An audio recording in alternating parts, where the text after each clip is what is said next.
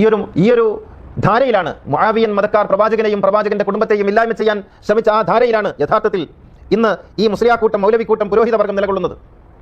റസൂലുള്ളാഹിന്റെ വഫാത്തിനെ കുറിച്ചുകൊണ്ട് സംശയം ഇല്ലേ? പ്രവാചകന്റെ വഫാത്തിനെ കുറിച്ച് ബുഖാരി എന്ത് പറഞ്ഞു? ഖൈബറിൽ കൊടുത്ത വിഷം തേണ്ടിയിട്ടാണ് റസൂലുള്ളാഹിക്ക് അവസാനം രോഗം വന്നതെന്ന് പറഞ്ഞില്ലേ? ഖൈബറിൽ പ്രവാചകൻ ഒരു പെണ്ണ് വിഷം കൊടുത്തു. ആ പെണ്ണ് വിഷം കൊടുത്തു എന്ന് പറയുന്നതിലൊക്കെ കുറെ ദുരൂഹത ഉണ്ട്. അതവിടെ നിൽക്കട്ടെ. റസൂലുള്ളാഹി അത്രമാത്രം ശ്രദ്ധയില്ലാത്ത ആളാണോ? ഒരു യുദ്ധത്തിന് പോയിട്ട് ആ യുദ്ധത്തിന്റെ അഹ്ലുകാരിൽപ്പെട്ട ഒരാൾ റസൂലുള്ളാഹിനെ സൽക്കരിക്കാൻ വേണ്ടിയിട്ട് ഭക്ഷണം കൊടുക്കുമ്പോൾ അതൊന്നും നോക്കാതെ പോയി തിന്നുന്ന എന്താണ് ഒരു ആർത്തിപ്പണ്ടാരാണോ റസൂല്? ഒരു ശ്രദ്ധയില്ലാത്ത യഹൂദ സ്ത്രീയാണ് കൊടുക്കുന്നത്. ഖൈബറിൽ യുദ്ധം ചെയ്യാൻ പോകുന്നത് യഹൂദികളോടാണെന്ന് പറയുന്നു. ആ യഹൂദരോട് യുദ്ധം ചെയ്യാൻ വേണ്ടി പോയപ്പോൾ യഹൂദ സ്ത്രീ ഉണ്ടാക്കി കൊടുക്കുന്ന ഭക്ഷണം കഴിക്കാൻ മാത്രം പൊട്ടനാണോ മുഹമ്മദ്? എന്താ നിങ്ങൾ റസൂലുള്ളാഹിനെ കുറിച്ച് വിചാരിച്ചത്? എന്നിട്ട് അവിടുന്ന് കൊടുത്ത ഈ വിഷക്കഥ അവിടെ ഉണ്ടാക്കി വെക്കണം, ഇപ്പുറത്ത് കൊടുത്ത വിഷത്തിന്റെ കാര്യം അറിയാതിരിക്കാൻ. എന്നിട്ട് ആ വിഷാണത്തിൽ അവസാനം റസൂലുള്ളാഹിന്റെ ഉള്ളിൽ പ്രവർത്തിച്ചത് എഴുതി വെച്ചു ബുഖാരി. അത് അണ്ണാക്ക് തൊടാതെ വിഴുങ്ങി പുരോഹിതൻ. എന്നിട്ട് അത് പറഞ്ഞു. യഥാർത്ഥത്തിൽ ആ വിഷം കൊടുത്തത് ആരാണെന്ന് അറിയണം. ഫതഹ് മക്കയ്ക്ക് ശേഷം അച്ഛനും മകനും കൂടി വന്നില്ലേ മദീനയിലോട്ട്? ഹജ്ജിന് ശേഷം അച്ഛനും മകനും വന്നില്ലേ? നല്ല ആരോഗ്യ ദൃഢഗാത്രനായി മക്കയിൽ പോയി ഹജ്ജ് ചെയ്ത് തിരിച്ചു വന്ന പ്രവാചകന് പിന്നെ ഒരാഴ്ച കൊണ്ട് എന്ത് സംഭവിച്ചു? ആരാണ് അതിന് പിന്നെ പ്രവർത്തിച്ചത്? പഠിച്ചു നോക്കുക നിങ്ങൾ ചരിത്രം. വിഷം മാത്രം കൊടുത്ത് പരിചയമുള്ള, പോയിസണിങ് കുടുംബത്തിന്റെ രീതിശാസ്ത്രമാക്കി മാറ്റിയ ആ നശിച്ച കുടുംബമുണ്ടല്ലോ, അന്വേഷിച്ചാൽ പ്രവാചകന്റെ വഫാത്തിന്റെ പിറകിൽ പോലും അവർ പ്രവർത്തിച്ചിട്ടുണ്ടെന്ന് മനസ്സിലാകും. അള്ളാഹുവിന്റെ റസൂൽ സ്വല്ലല്ലാഹു അലൈഹി വസല്ലമയുടെ സഹാബത്തിനെ തെറി പറയുകയും അവരെ മോശക്കാരായി ചിത്രീകരിക്കുകയും പറഞ്ഞ് നബി കരീം സ്വല്ലല്ലാഹു അലൈഹി വസല്ലമയെ സഹാബികൾ തന്നെ, അഥവാ ആ നശിച്ച കുടുംബം, പോയിസൺ കൊടുത്ത് കൊല്ലുന്ന അത് ശീലമാക്കിയ കുടുംബം എന്നൊക്കെ പറയുന്നത് മഹാനായ മുആവിയ റളിയല്ലാഹു അൻഹുവിനെയും അദ്ദേഹത്തിന്റെ പിതാവിനെയും അതേപോലെയുള്ള സഹാബികളെ കുറിച്ചാണ് അദ്ദേഹം പറയുന്നത്, ആ നശിച്ച കുടുംബം എന്നൊക്കെ പറയുന്നത്.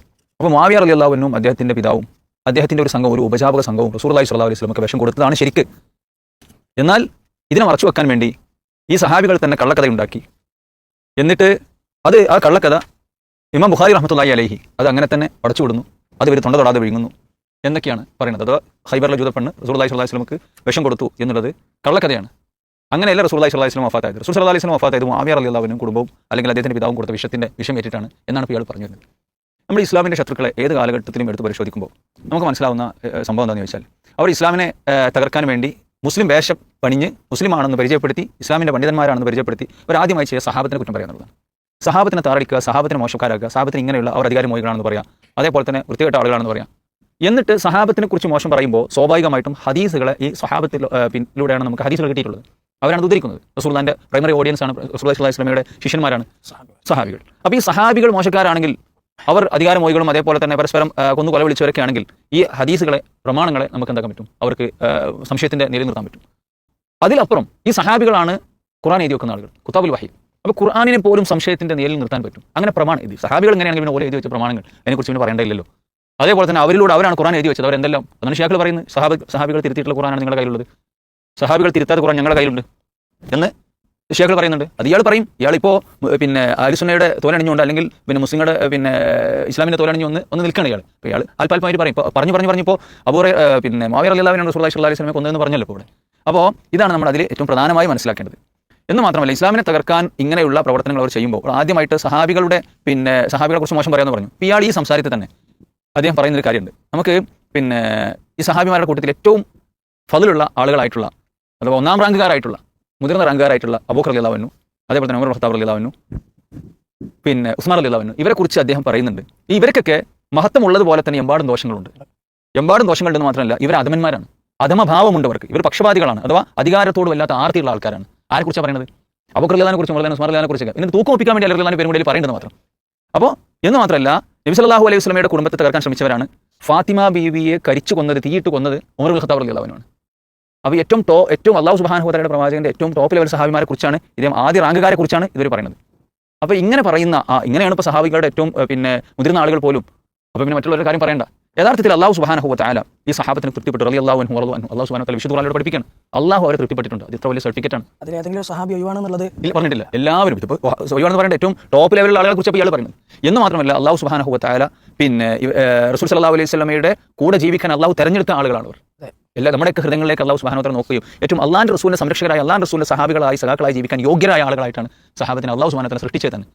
അതേപോലെ തന്നെ നമുക്ക് കാണാൻ സാധിക്കും, തൗറാത്തിലും ഇഞ്ചീലിലും അടക്കം റസൂൽ സല്ലല്ലാഹു അലൈഹി വസല്ലമയുടെ സഹാബത്തിന് മദ്ഹുണ്ട് എന്നുള്ളതാണ് വിശുദ്ധ ഖുർആൻ പറഞ്ഞു. റസൂലുള്ളാഹിന്റെ കൂടെയുള്ള സഹാബത്തിന്റെ മദ് തൗറാത്തിലും ഇഞ്ചീലിലും പറഞ്ഞു. ഈ സഹാബത്തിന് ചീത്ത പറയുന്ന ആളുകളെ കുറിച്ച് റസൂലുള്ളാഹി സ്വല്ലല്ലാഹു അലൈഹി വസല്ലം പറഞ്ഞു, മൻ സബ്ബ അസ്ഹാബി ഫഅലൈഹി ലഅനത്തുല്ലാഹി വൽ മലായികത്തി വൻ നാസ് അജ്മഈൻ. എൻ്റെ സഹാബത്തിനെ ചീത്ത പറഞ്ഞിട്ടുണ്ടെങ്കിൽ അവന് അള്ളാഹുവിൻ്റെയും മലക്കുകളുടെയും സർവ്വജനങ്ങളുടെയും ശാപമുണ്ട് എന്ന് പ്രവാചകൻ സല്ലല്ലാഹു അലൈഹി വസല്ലം പറഞ്ഞു. അപ്പോൾ ഈ സഹാബികളെ ചീത്ത പറയാൻ ഇവർ ആദ്യമായി കൈവക്കുക മുആവിയ റളിയല്ലാഹു അൻഹുവിൻ്റെ. മുആവിയ റളിയല്ലാഹു അൻഹു അതിന് പല കാരണങ്ങളുണ്ട്. പല കാരണങ്ങൾ. അപ്പോഴേക്ക് ഈ ഷിയാക്കളായിട്ടുള്ള ആളുകൾ അതേപോലെ തന്നെ ഇസ്ലാമിലെ ജൂതന്മാരുടെ കളികൾ കൊണ്ട് ഒരുപാട് പ്രയാസങ്ങൾ അവിടെ ഉണ്ടായിരുന്നു. അപ്പോൾ ഇതൊക്കെ വെച്ചുകൊണ്ട് തന്നെ മുആവിയ റളിയല്ലാഹു അൻഹുവിനെ ആദ്യം കൈവക്കുന്നു എന്നുള്ള ചരിത്രം നമുക്ക് കാണാൻ സാധിക്കും. ഇവിടെ നസായി റഹ്മത്തുള്ളാഹി അലൈഹി പറയാണ്, ഇന്നമൽ ഇസ്ലാമു കദാരില്ലഹ ബാബുൻ. ഇസ്ലാം എന്ന് പറഞ്ഞിട്ടുണ്ടെങ്കിൽ അതൊരു വീടാണ്, അതിന് വാതിലുകളുണ്ട്. അപ്പോൾ ബാബുൽ ഇസ്ലാമി സഹാബ. അപ്പോൾ ഒരാൾ വീട് തകർക്കാൻ, വീട് കൊള്ളയടിക്കാൻ, വീട് ഇല്ലാതാക്കാൻ അതിന് വാതിൽ തുറന്നാണ് വരിക. അപ്പോൾ അതിൻ്റെ വാതിൽ എന്ന് പറഞ്ഞാൽ സഹാബികളാണ്. അപ്പം അത് സഹാബ ഇന്നമ അറാദൽ ഇസ്ലാം. അപ്പോൾ ആരെങ്കിലും സഹാബത്തിനെ എതിർക്കുന്നുണ്ടെങ്കിൽ, ചീത്ത പറയുന്നുണ്ടെങ്കിൽ, പഴി പറയുന്നത് മനസ്സിലാക്കിയുള്ള സഹാബികളുടെ ലക്ഷ്യം ഇസ്ലാമാണ്. ഇസ്ലാമിനെ ഇല്ലാതാക്കാനാണ് ഒരു ലക്ഷ്യം. ഏതുപോലെ കമൻ നഖറൽ ബാബ ഇന്നമ യുരീദു ദുഖുല ദാർ. അപ്പോൾ ആ വാതിൽ സഹാബത്ത് എന്ന വാതിൽ മുട്ടുന്നുണ്ടെങ്കിൽ അത് ഇസ്ലാമിനെ തകർക്കാനാണ് അവർ ഉദ്ദേശിക്കുന്നത്. എന്നിട്ട് അദ്ദേഹം പറയുന്നത് ഫമൻ അറാദ മുആവിയ ഫഇന്നമ അറാദ സഹാബ. അപ്പോൾ ഇസ്ലാമിനെ തകർക്കാൻ സഹാബികളെ തകർക്കാൻ ശ്രമിക്കുന്നു. അതിൻ്റെ ഒന്നാമത്തെ പടി എന്നുള്ളത് മുആവിയ റളിയല്ലാഹു അൻഹുവിനെ തകർക്കാൻ ശ്രമിക്കുക. എന്നിട്ട് എല്ലാ സഹാബികളിലേക്കും കൊണ്ട് കയറും, എന്നിട്ട് ഇസ്ലാമിനെ തന്നെ തകർക്കും എന്നുള്ളതാണ്. ഇപ്പോൾ ഇവർ പറയുന്ന ആരോപണങ്ങൾ എന്തൊക്കെയാണ് മുആവിയ റളിയല്ലാഹു അൻഹുവിനെ കുറിച്ച്? അദ്ദേഹം അധികാരമോഹിയാണ്. മുഹാജിറുകളിലും അൻസാറുകളിലും പെട്ട 4000-ഓളം സഹാബികളെ മുആവിയ റളിയല്ലാഹു അൻഹു കൊന്നിട്ടുണ്ട്. ഇതൊക്കെ ഇവർ പറയുന്ന കാര്യങ്ങളാണ്. അതേപോലെ തന്നെ റസൂലുള്ളാഹി സ്വല്ലല്ലാഹു അലൈഹി വസല്ലം പറഞ്ഞു അദ്ദേഹം നരകത്തിലാണെന്ന് റസൂലുള്ളാഹി സ്വല്ലല്ലാഹു അലൈഹി വസല്ലം പറഞ്ഞിട്ടുണ്ട്. അധികാരമോഹിയാണ്. ഇങ്ങനെ ഒരുപാട് കാര്യങ്ങൾ റസൂലുള്ളാഹി സ്വല്ലല്ലാഹു അലൈഹി വസല്ലമ ഏറെ ശ്രേഷ്ഠതകൾ പറഞ്ഞു. വഹി എഴുതി വെക്കുന്ന വഹിൻ്റെ എഴുത്തുകാരനായ മുആവിയ റളിയല്ലാഹു അൻഹു.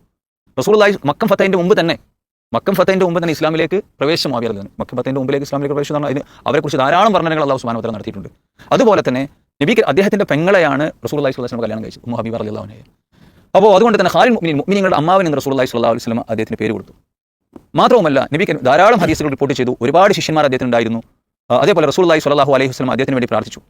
ഒരിക്കൽ ഇബ്നു അബ്ബാസ് റളിയല്ലാഹു അൻഹു പറയുന്നത്, ഞാൻ ചെറിയ കുട്ടിയായിരിക്കുമ്പോൾ കളിക്കാൻ അപ്പോൾ നബി കരീം സ്വല്ലല്ലാഹു അലൈഹി വസല്ലം എന്നോട് പറഞ്ഞു ഉദൂലി മുആവിയനെ വിളിക്കും വകാന യക്തുൽ വഹി. എന്നിട്ട് അദ്ദേഹം പറയണം അദ്ദേഹം വഹി എഴുതുന്ന ആളാണ്. അപ്പോൾ റസൂലുള്ളാഹി സ്വല്ലല്ലാഹു അലൈഹി വസല്ലം എഴുതാൻ ആവശ്യമുണ്ടാകുന്ന സമയത്ത് മുആവിയ റളിയല്ലാഹു അൻഹു വിളിക്കാൻ പറഞ്ഞ് ഞാൻ കേട്ടിട്ടുണ്ട് എന്ന് പറയും. വിശുദ്ധ ഖുർആൻ പുകഴ്ത്തി പറഞ്ഞ സഹാബികളുടെ കൂട്ടത്തിൽ ഇദ്ദേഹമുണ്ട്. റസൂലുള്ളാഹി സ്വല്ലല്ലാഹു അലൈഹി വസല്ലം അദ്ദേഹത്തിന് വേണ്ടി പ്രാർത്ഥിക്കണം, അല്ലാഹുമ്മ ജൽഹു ഹാദിയൻ മഹ്ദിയ വഹ്ദി ബിഹി യാനി മുആവിയ.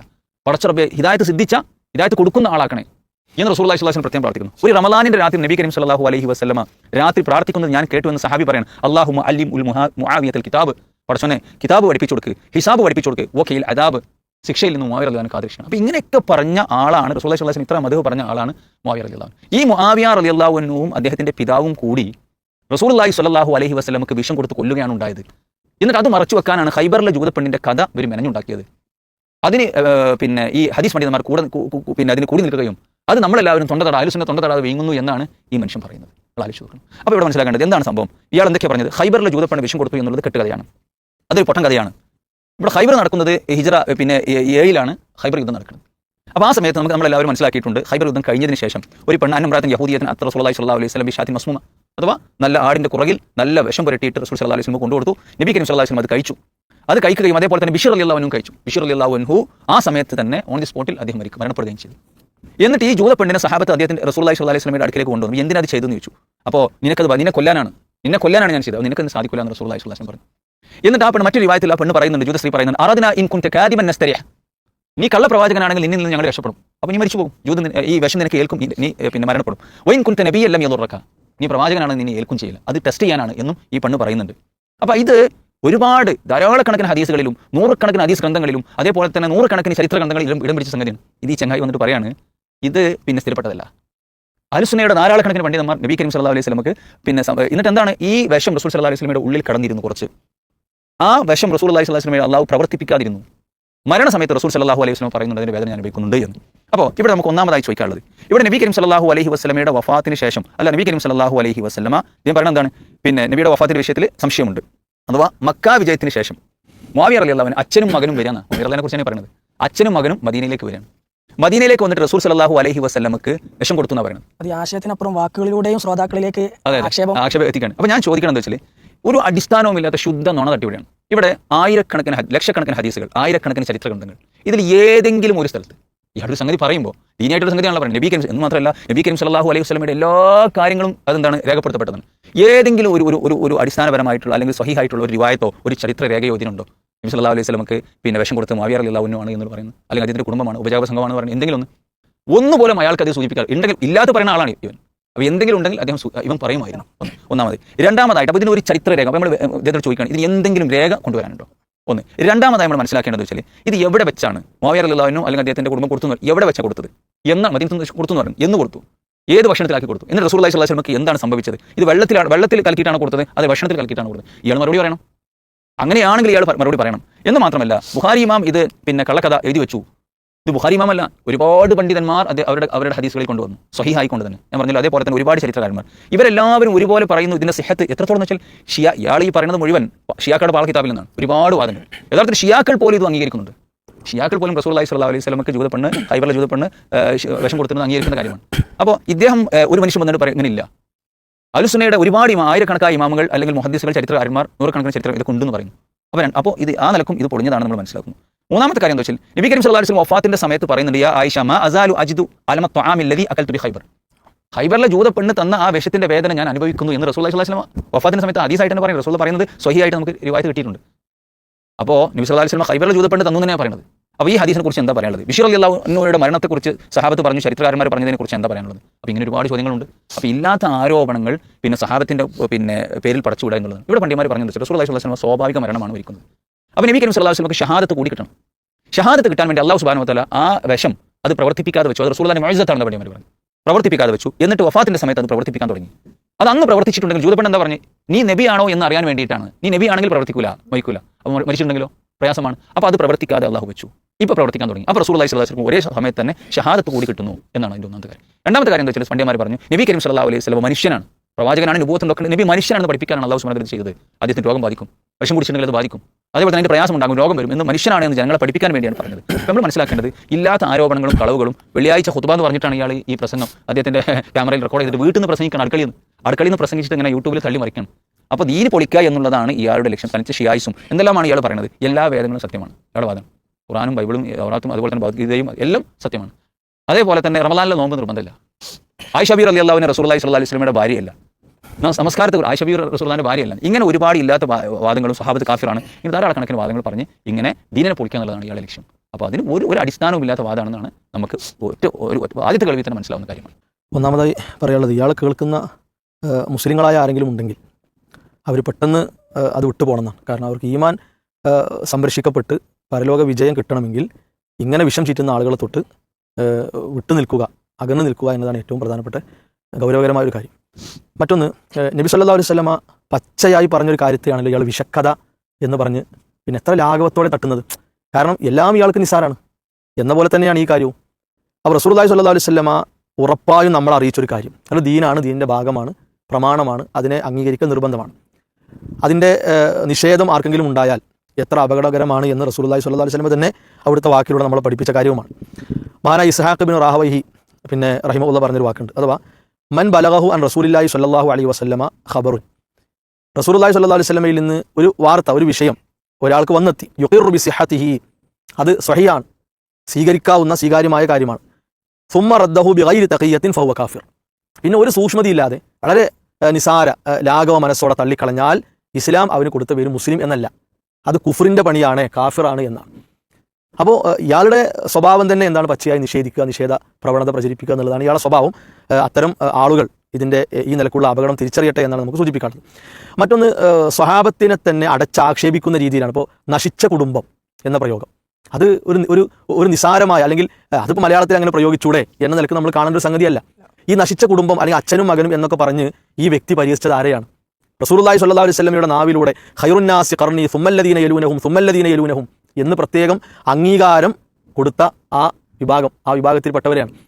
ഇനി ഇയാൾക്ക് ആത്മാർത്ഥത ഉണ്ടെങ്കിൽ അയാൾ പറയട്ടെ, അഥവാ ഇയാളിപ്പോൾ നബി സല്ലല്ലാഹു അലൈഹി വസല്ലമയുടെ ആളെന്ന് പറയുന്നുണ്ടല്ലോ.